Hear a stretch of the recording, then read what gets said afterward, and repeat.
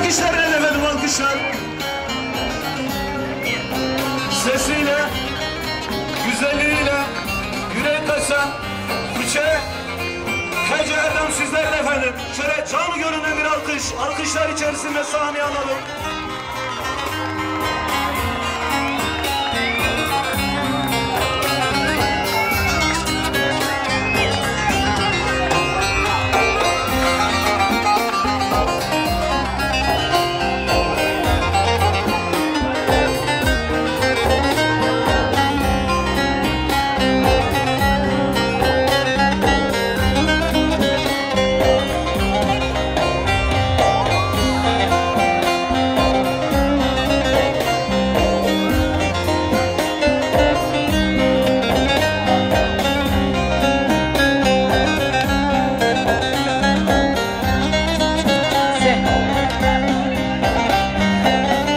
Teme teme ve zalim etme, hayrana balca benteme.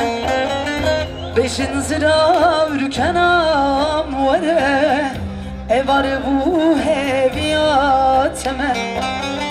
Teme teme ve zalim etme, hayrana balca benteme.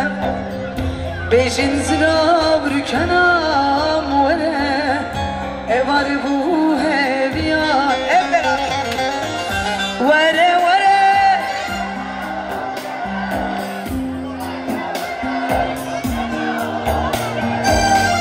Bitelidir dili çizmesi, her dem çavem estirdi vare. Vare vare rükenam vare. Vare vare çalkenam vare. Bitelidir dili çizmesi, her dem çavem koyuldu vare.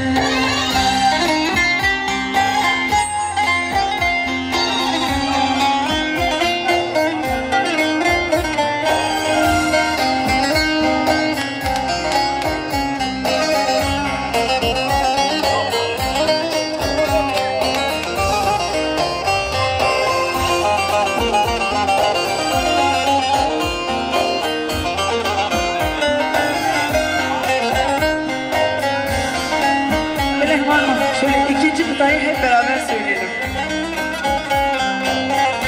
Ben çekeyim sizi. Tüçüyü çelim, dil çilemesi dili ben avdikim. Ben de tüçendi sal deri baz bu, şimaleli tücümün bir dikim. Tüçüyü çeme ve dilim peri çıkıyor, dilimde avladık. Ben de tüçendi sal deri baz bu, çima yaremişim hevra.